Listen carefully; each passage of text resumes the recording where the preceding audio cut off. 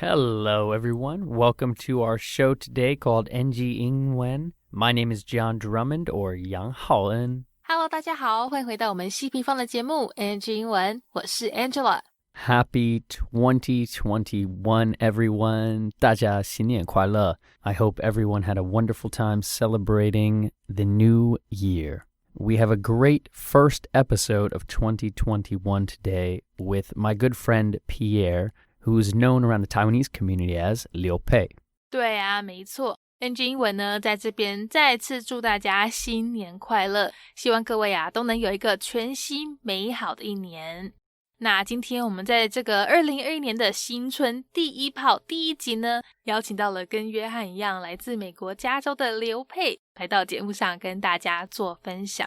As always, thank you, Miss Angela Ma, for all your translations throughout our episode. Without any further ado, let's dive in. My guest today is American, but has been living in Taiwan for some time now.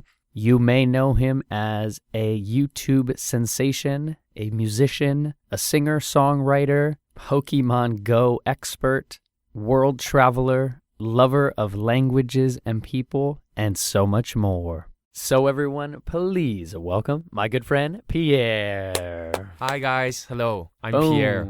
What's up, Pierre? I like to high five on this show to make it official. Okay. Welcome to NG 英文, my brother. Dude, it is so good to reconnect with you. It really is, actually. It's so surprising when I saw you the other day. We got to reconnect, at a charity event for the Giving Tree, is that right? Yep. Okay, before we jump into that, I want us to share when did we actually meet here in Taiwan? 访谈一开始呢，他们会提到，原来两个同样都来自美国加州的刘沛跟主持人John，早在2015年的时候就认识了。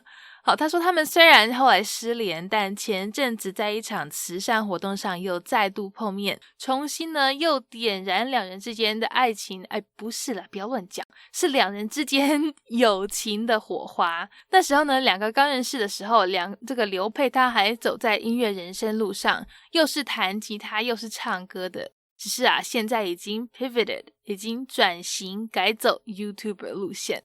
那这边他们提到刘沛以前弹的 acoustic guitar 就是木吉他、原声吉他。那另外这样用到了一个英语系国家在2020年最爱用的字，我们也给它学起来 pivot。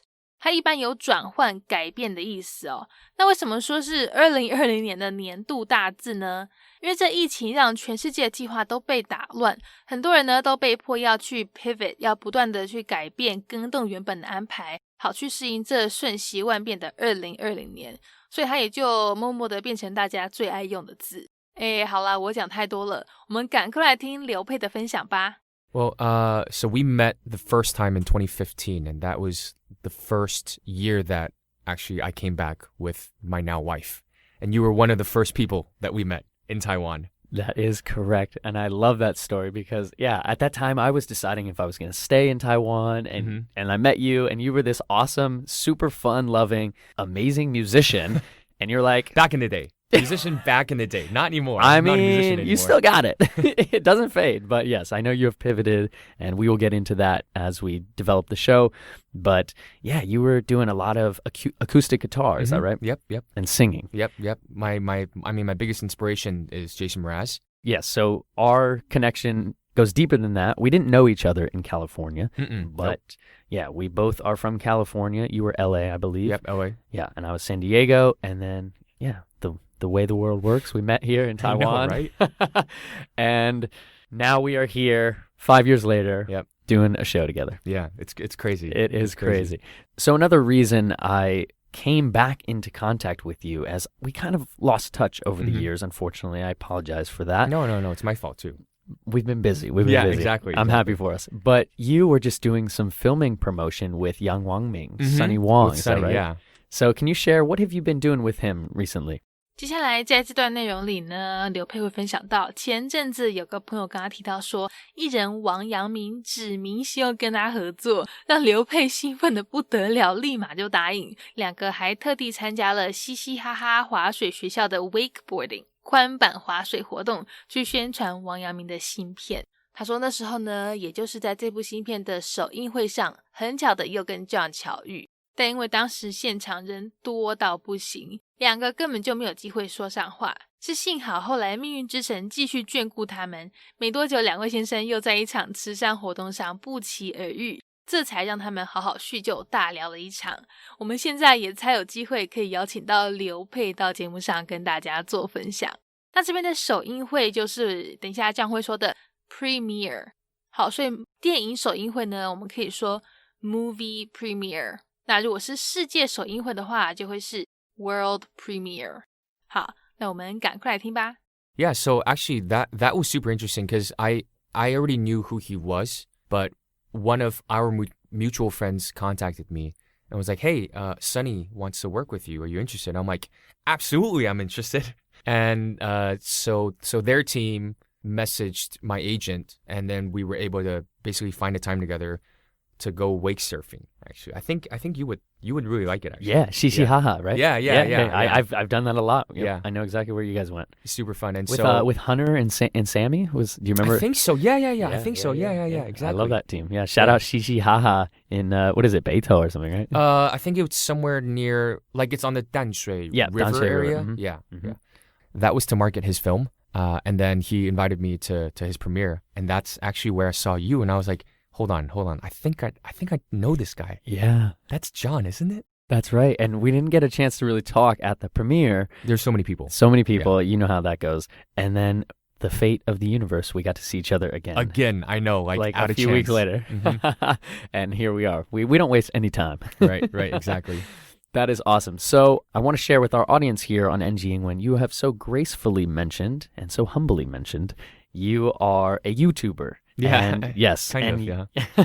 You are a man of many talents, I will say. But yeah, you're focusing right now on YouTube and video content creation, correct? Correct, yeah. So can you share with our audience, what really have you been working on in terms of the world of video creation? 接下来刘沛会分享到他的频道本来是以世界旅游影片为主，拍摄他到各国旅行的所见所闻，但后来因为大家也知道这个疫情的关系，就变成改拍台湾旅游。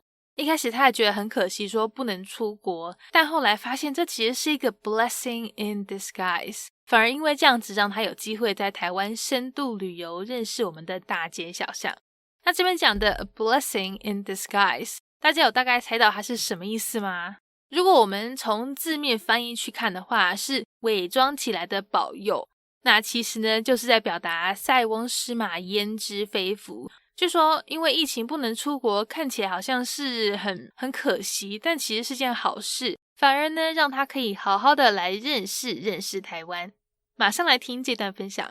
Recently, COVID kind of stopped everything in general, but before that, previously, I did travel YouTube. So I would travel around the world, and with COVID here, I can't travel or do anything. So we've kind of had to pivot our content into more, actually, like it's a blessing in disguise. It's traveling in Taiwan now. So because we had traveled so much outside of Taiwan, we haven't really had time to check out Taiwan. And so this year we did a lot of Taiwan travels. It's the winter now, so it's kind of colder. And we've had a lot of other work that we had to do. So for now, traveling in Taiwan has been kind of on hold. But definitely next year, when the year starts and when there's less of these like business gigs, I want to check out like more parts of Taiwan for sure. I love how you say it has been a bit of a blessing in disguise. It really is, yeah. I'm so grateful we are here in Taiwan and we're both working well. So yeah, shout out Taiwan. Yeah, no, like seriously, I on my Instagram stories the other day, I probably took a picture of something, but the main thing was I wrote, "Oh, I really miss traveling. This sucks," right? And then literally all my friends from the States are like, "I miss leaving my home. I miss leaving my own apartment." And I'm like, oh, maybe I shouldn't do that. Yeah. I totally agree with that. My friend just got back to Taiwan. He's been living in San Francisco for probably like 20 years. And he is just like, dude, I couldn't leave my house, man. Like, you don't know what you got here. So, exactly. Don't we take are it so for lucky. granted. We are so lucky in Taiwan. So it's crazy, lucky, man.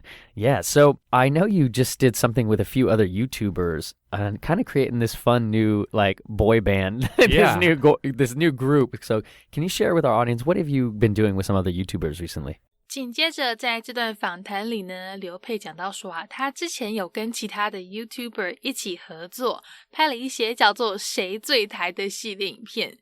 听到这谁最台啊，如果你刚好是粉丝，想必已经知道这系列影片的人有谁了吧？没错，就是有来自法国的酷、日本的 Tommy， 还有我们台湾的 Hook。他们4个拍的这些关于文化差异的影片呢，可能因为真的实在是太好笑了，整个大受好评还有不少人因为这样子以为他们真的是一个男孩团体之类的，就直接用他们每个人名字中的一个字给这个男孩团体呢取名为互酷配米。所以刘沛他们就将计就计，把这个名字呢用谐音取了一个英文名叫做 Who could pay me，就是说谁可以付我钱的意思，想说有没有厂商要付些佣金跟我们合作之类的。Yeah, so actually it was super hilarious of how it started. I just invited 3 other YouTubers. One of the guys is from Japan, the other dude is from France, and then the last girl, she's from Taiwan, right? And so we filmed this video that's like 谁最台, so who's the most Taiwanese? So the Taiwanese girl, she's the host, and the 3 of us, one from Japan, one from France, and then me from the States, right? And we did this competition kind of thing, and people just loved not just the concept, but like the energy of it, right? After that video, we then filmed a video on each person's channel, and then people started thinking that we're like an official group and stuff. And they even gave us a name, which is Who Cool Pay Me. Who cool Yeah. pay me. So it's because Who is Hook, Uh-huh. which is one of the YouTubers. There's also Ku, who's a French YouTuber. Mhm. And then Pei, me, like I'm Pei, right? Liu Pei. And then me is the Japanese YouTuber whose name is Tommy. And then we also like wanted to make it sound like who could pay me and be like, okay, hey, 厂商, do you guys want to like pay us for gigs and stuff? That's amazing. So creative. Such good energy. I mean, I love that. What's the title of some of those videos that people can watch? Yeah, so honestly, if you just search for 谁最台, you'll find at least 4 to 5 different videos of the 4 of us just being super ridiculous and like talking about hilarious cultural differences. I love it. I love it. So beautiful, man. As you have mentioned, you're missing traveling. You're trying to get more exposure to that in the future with COVID, but are you focusing on anything specific for 2021 and beyond? 接下来刘沛讲到说未来他希望可以有机会认识更多台湾各地的乡镇跟外岛，像是金门啦、兰屿还有台东地区等等，因为那边的原住民文化他真的非常感兴趣，很想要找时间去当地走走。那另外他也有提到自己一直都有一个这个创业的念头，心中呢其实有很多想法跟很多点子，只是一直都没有想到一个说是够特别可以让他想要去花时间精力去完成的。这边有一个片语我们来认识一下， stand out。 各位听众朋友应该都知道站立 stand 这个字，如果再搭配 up 变成 stand up， 那就更不用说，都知道是站起来。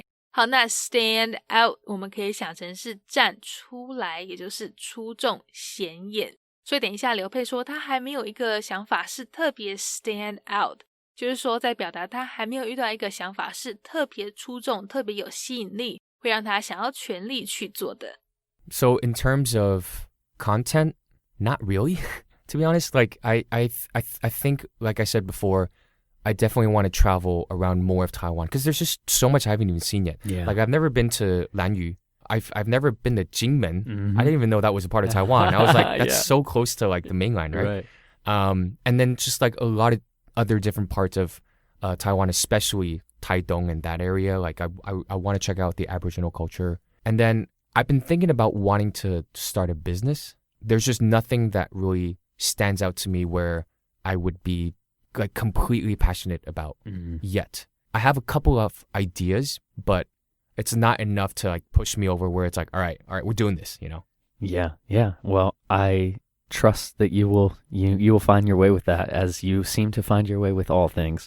So Pierre, can you share a little bit with our audience, when did you get started with making YouTube videos? Like, how did that process begin? What is the origin story? 等一下刘沛会提到他当初是在2012年的时候开始拍 YouTube 影片的。那个时候呢，因为有参加一个唱歌比赛，想说就用自己的手机把过程录下来，还是当时的这个 iPhone 4齁。那时候呢，因为 YouTube 它还不是很红，没有什么人点阅，所以后来也就没有什么下文，没有再继续拍。一直到后来2016年的时候，因为受到他这个美国一位 YouTube Vlog 影片教父的 Casey Neistat 的影响，开始拍一些生活影片。而且因为本身呢又很喜欢玩宝可梦，玩那个 Pokemon Go， 所以都会去把这个自己抓宝的过程录下来，然后上传到网站上跟大家分享。所以后来当越来越多人玩这游戏，开始上网找相关影片的时候呢，刘沛拍摄的东西就慢慢被世人所注意，这才呢让他的频道受到越来越多的关注。那这边他等一下会用一个字 skyrocket 暴涨，好像火箭一样一飞冲天那样子飞涨的意思。就是说那时候因为大家都开始玩宝可梦嘛，都在看宝可梦的影片，让他的 YouTube 频道人气暴涨。那我们现在就来听他这段的分享。So it actually goes all the way back to when I first moved to Taiwan. I moved in 2012, and I actually came here to to be a part of a singing competition. And during the competition, I thought, you know what, this is like a once-in-a-lifetime experience. I want to document this whole process. And so I literally used my iPhone 4S at the time. And 4S? Yeah. And I filmed basically like the behind the scenes of us in the competition. That's when this YouTube channel started. But like back then, not a lot of people were using YouTube. And in the middle, I kind of stopped. Then around 2016, I started it up again. And this time it was more of doing behind the scenes of a singer-songwriter in Taiwan.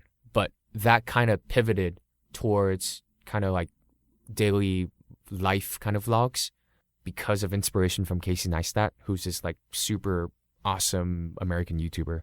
And then in August of 2016, Pokemon Go came out, and I started filming myself playing Pokemon Go, and that's literally when my YouTube career started. It just like skyrocketed because like everyone and their mothers and their grandparents are all playing Pokemon Go. Yeah. And so they want to like look for videos about Pokemon Go. And then like my face pops up because I'm the one that like makes a bunch of Pokemon Go videos. Literally up to this day, I'm still doing Pokemon Go, which I still love. That is a beautiful story, man. And yeah, I can feel the energy in your voice, and you're doing what you love. So shout out Casey Neistat to bring you back to YouTube. Yeah. And, you know, the way the world seems to work, now you are, almost 2021, and you are popping on on all the social media. I mean, I'm still trying to work hard. Yeah, you are. And that will never stop. You know, I think, that kind of hustle and that putting in work, that the byproduct, I should say, is kind of the fame and notoriety. But you're doing it because you love it. Yeah, so yeah. I love sure. that. I love to hear that. So, my man, if you don't mind us transitioning into a little bit of your language journey, Okay. I would love to share with our audience. So you grew up in California, in LA, and you grew up speaking English and a bit of Cantonese. Yeah, actually, my first language was Cantonese. Got it. So speaking Cantonese with the parents Yep, and the grandparents and all the yep, fam. And then English came. And when did your, let's say, Mandarin journey begin? 接着我们知道刘沛他虽然在加州是讲广东话和英文长大的，但却是一直到18岁去北京留学后才开始学 Mandarin， 才开始学中文。只是后来也没有太多练习的机会，都还是讲英文居多。所以2016年重新开始拍影片，其实一部分呢也是希望自己可以借由这样的方式多练习讲中文。而且他有一些影片其实也有上英文字幕这部分我觉得对想练英文的朋友来说是很不错的一个学习方式，可以在听中文的同时看英文字幕，学一些可能自己不知道的道地英文用法。So my Mandarin journey began when I was 18, actually. I had an opportunity to study abroad because I had time off, and so I went to Beijing, and I was like, okay, I want to learn Mandarin because like a lot of people in LA speak Cantonese, but like Mandarin is like the big language, right? And so I was like, all right, I'll go learn it. I did learn it, but it was not very good because honestly, I was 18, right? So I just hung out with my friends. I would like learn a little bit of Chinese, but we would just like play basketball or check out the city and stuff. Yeah. Yeah, so that's how it all began. And now are you essentially filming a lot of your YouTube content using Mandarin? The reason why I even came back to doing YouTube in 2016 was because I realized that I was speaking too much English. Because my wife, she doesn't know Chinese at all. So we speak English a lot. And I was like, okay, I need to find a place where I can speak more Chinese. So that's why the channel is in Chinese. Got it. That's amazing. And that's giving you that motivation to keep pushing yourself with the language development. Yeah. That's amazing. I love that. So for everyone listening, you can go watch all these YouTube videos in Mandarin, but I believe you also have English subtitles on some of them? Sometimes, yeah. Yeah. Mm-hmm. Yeah. Awesome, man. So can you share with our audience then, what are some kind of tips and advice that really helped you develop all your language now over the years? 在这段访谈中呢，刘沛提到对他个人来说，照这个课程进度上课其实不是最有效的学习方式，因为这样就会觉得好像自己是在被迫学习。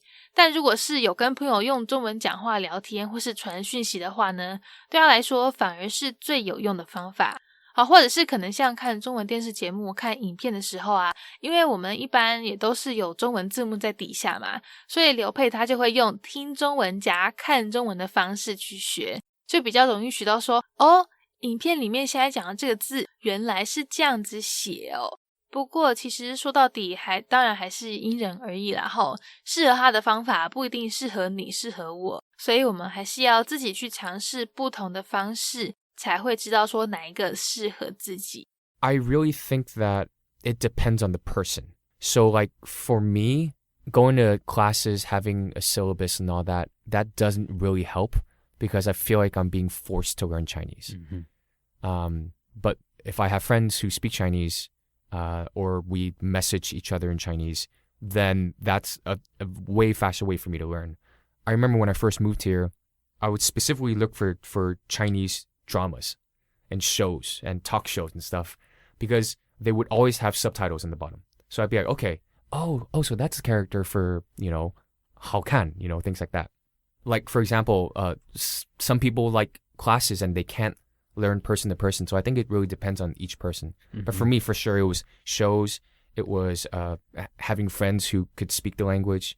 I think the biggest thing was I had a girlfriend who was from Taiwan.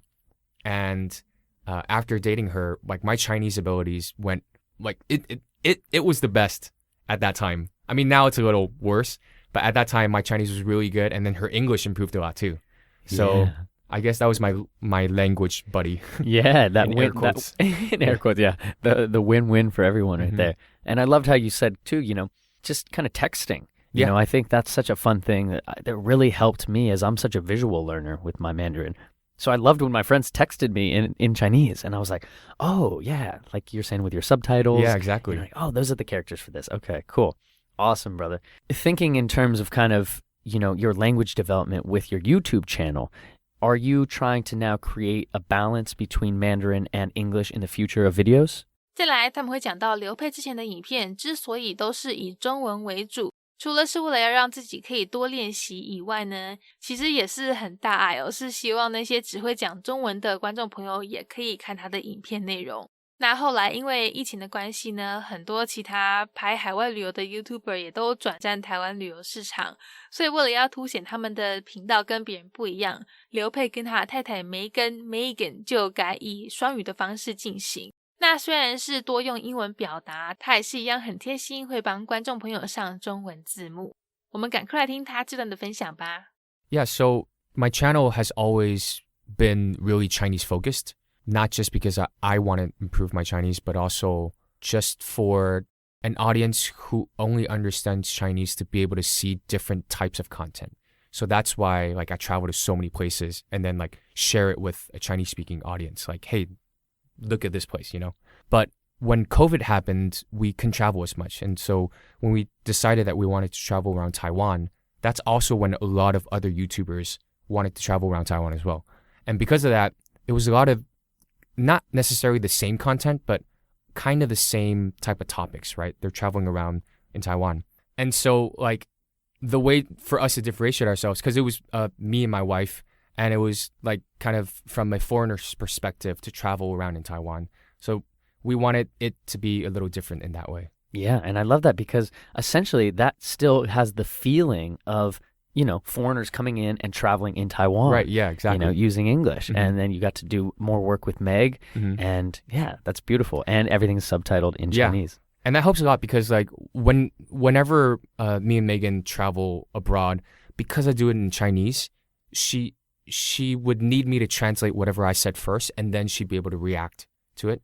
Whereas now we're in Taiwan, and so she's in the videos a lot more in terms of just like reaction on the spot or even just introducing a place. My audience definitely loves her way more than me. Whoa! They're like, hey, can we see more of Megan? I'm like, yes, sure, here you go. You are a good husband. Yeah. Knowing what the people want.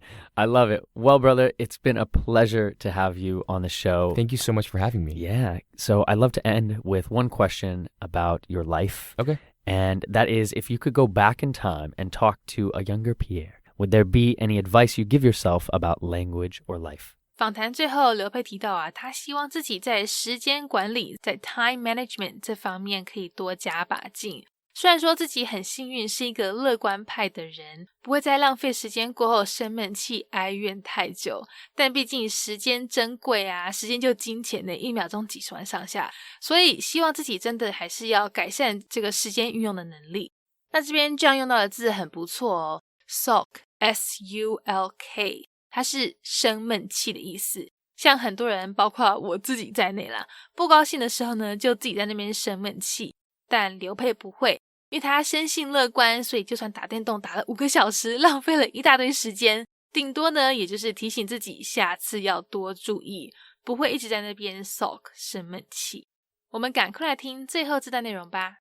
I think in terms of just life in general, for me at least, I'm really bad at time management. I would just tell myself, hey, manage your time wisely, dude. Because I think at a young age, I already knew that regret is not worth it. It's a good lesson. Mistakes happen for a reason. Sadness and everything. I think that's like, I'm really lucky in terms of being able to have a positive mindset, but I'm really bad at time management. So the biggest advice I would give myself is, hey, manage your time wisely, dude. Like stop playing games for like 5 hours on end and feeling bad you didn't do work. That was beautiful, man. Because you summed it up so nicely in the sense that I'm so grateful you do have a positive mindset, because that's a huge hurdle so many people have to overcome. So you having already that kind of positive growth mindset, knowing that, hey, I don't need to sulk too much, right? But knowing there's a lesson there, that's beautiful. And then, just be like, hey, can you get to work? Yeah, exactly. But I always try to, my mindset is kind of the optimistic, little mystical mindset of like, maybe that playing time was important too. Exactly. In some way. So, dude, it's been a pleasure. Can you shout out some of your social media and your YouTube channels? Yeah, so if you guys go on YouTube and search the劉沛. The劉沛. Yeah. Or just劉沛will work as well. And then Instagram and Facebook are Pierre劉沛.